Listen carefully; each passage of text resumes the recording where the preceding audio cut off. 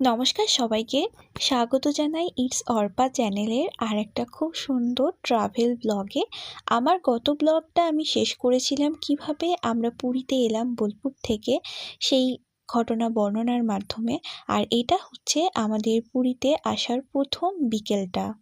আমরা তো পুরীতে এসেছিলাম সকালবেলা হোটেল খুঁজে, তারপর হোটেলে চেক ইন করে ফ্রেশ হতে হতে সেই দুপুরের খাবার সময়ই হয়ে গিয়েছিল। আর দুপুরে আমরা ভেজ মিল নিয়েছিলাম, এখানে ছিল ডাল, সবজি, ভাজা। আর দুপুরের খাবার শেষ করেই বাবা আমাদের জন্য চলে গিয়েছিল পুরীর বিখ্যাত গজা কিনতে।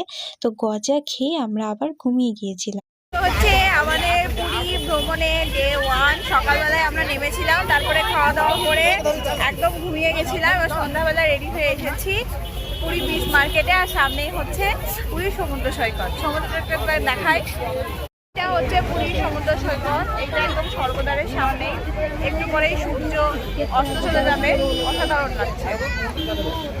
সময় সানগ্লাস হারিয়ে ফেলেছি, পুরীর বিচ মার্কেট থেকে এটা নিয়ে নিলাম। যদিও রোদ টোদ কিছুই আটকাচ্ছে না, যাই হোক আর কি স্টাইলের জন্য। আর আমার মা আর একটা নিল।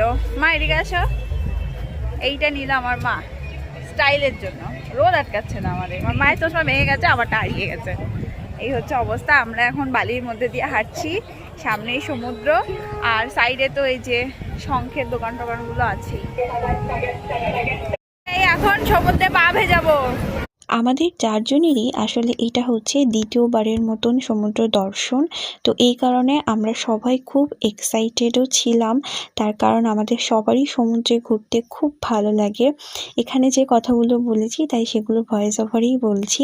পুরীর সমুদ্র আসলেই খুব সুন্দর আর উত্তাল। আমার তো মনে হয় বাঙালিদের একবার করে হলেও পুরী ভ্রমণ করা উচিত।